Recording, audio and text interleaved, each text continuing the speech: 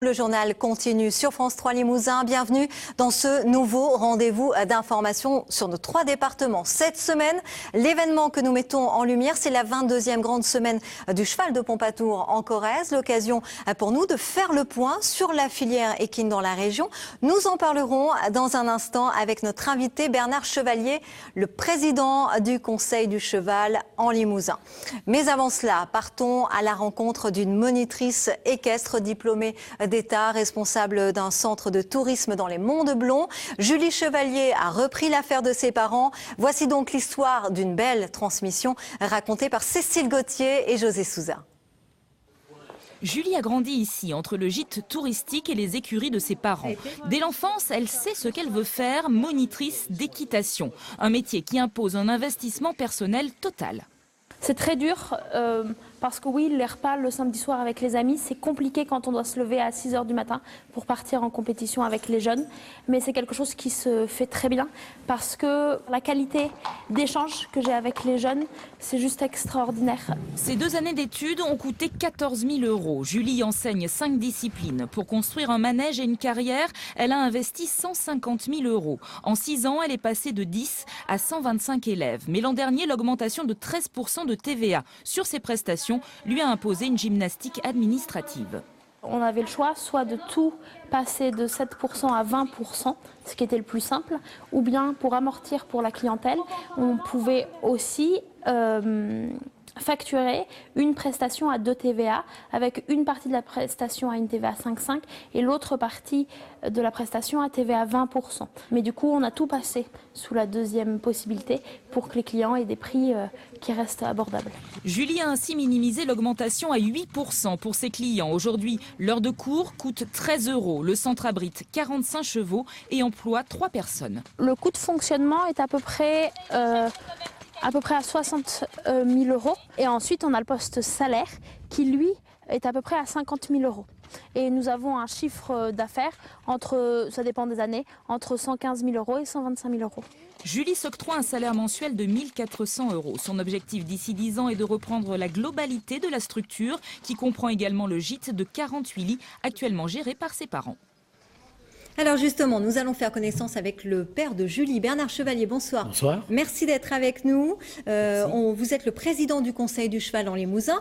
On vient de le voir dans le reportage. La relève, en tout cas pour votre centre de tourisme équestre, semble assurée. Mais est-ce que les transmissions se font toujours aussi facilement dans le milieu équestre ? Il faut voir que le milieu équestre est touché par la crise et par de nombreux impacts. Ma fille en a parlé au niveau de la TVA, par exemple.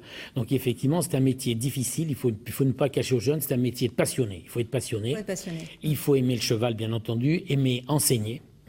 Et effectivement, après, ce qu'il faut voir, c'est qu'il faut avoir de bonnes infrastructures, parce qu'il est difficile de réinvestir.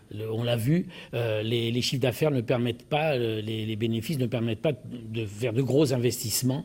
Il faut les faire progressivement. Donc il faut trouver plusieurs moyens pour arriver progressivement à réinvestir. Il faut un bon équipement, manège couvert, carrière pour pouvoir travailler. En Limousin, le climat est très bon, n'est-ce pas? On le sait, mais des fois, il fait frais. Et il est bien d'avoir un manège couvert, par exemple, des écuries confortables pour les chevaux. Les chevaux vont à l'extérieur, mais une stabulation dans des prés, c'est toujours mieux. Il faut être équipé. En quelques chiffres, la filière cheval en Limousin, c'est 1000 éleveurs, 1800 emplois temps plein et plus de 9000 licenciés, ce qui fait de l'équitation le 3e sport régional. C'est une place satisfaisante ? Oui, pourquoi pas le 2e? Mais enfin, déjà, le 3e, c'est formidable. C'est un sport très féminisé. Ça, c'est en matière de sport. Il y a également, il faut bien le rappeler, dans notre filière, il y a bien sûr l'Union des chevaux de trait du Limousin qui s'occupe des chevaux de trait, qui s'est restructurée après la déstructuration des rats nationaux, qui essaye d'aider ces éleveurs parce que la partie chevaux de trait est importante. Il y a les courses qui sont, je dirais, un peu les parents riches, quoi. Vous voyez, et les métiers anciens de la filière équestre, est-ce qu'ils attirent encore les jeunes ?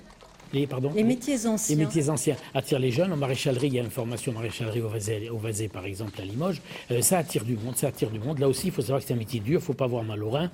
Il faut bien comprendre les difficultés, mais ça attire encore du monde. La maréchalerie et puis un maréchal ferrant travaille bien, il faut le reconnaître. Bien, justement, merci beaucoup Bernard Chevalier. On va voir toujours un exemple, justement, que parmi ces métiers anciens de cette filière, il y a le métier de maréchal ferrant, on vient d'en parler. Il en reste quelques-uns en Limousin, comme Grégory Lahaye, qui est installé à Saint-Jules-le-Martel en Haute-Vienne. Son portrait est signé François Clapeau et Thomas Milon.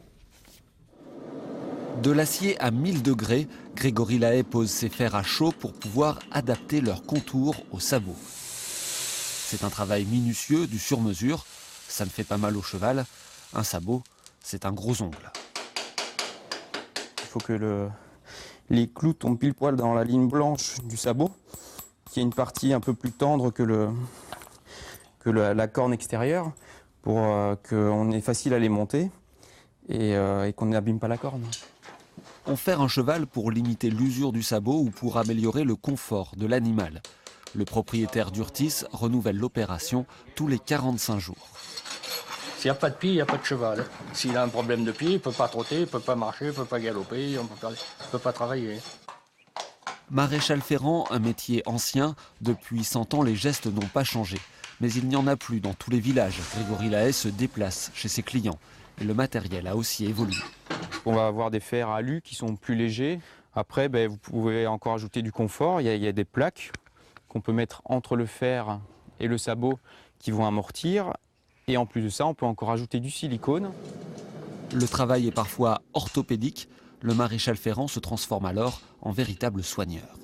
On fait un fer asymétrique, donc il sera plus large d'un côté et plus étroit de l'autre, pour que le côté étroit s'enfonce un peu plus dans le sol, alors que le côté plus large va rester à la surface du sol.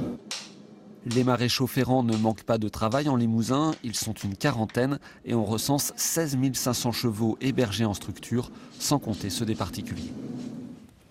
Voilà, c'est la fin de cette édition. À suivre votre météo régionale, puis l'édition nationale. Demain, pour ce nouveau rendez-vous d'information, vous retrouverez Cécile Gauthier en direct de la 22e grande semaine du cheval de Pompadour pour essayer de la vivre au plus près. Et puis n'oubliez pas notre site internet limousin.france3.fr où l'actualité est en continu. Voilà, je vous souhaite une très bonne soirée. À demain, 19h sur France 3 Limousin. Retrouvez toute votre actualité régionale sur l'application France 3 Régions.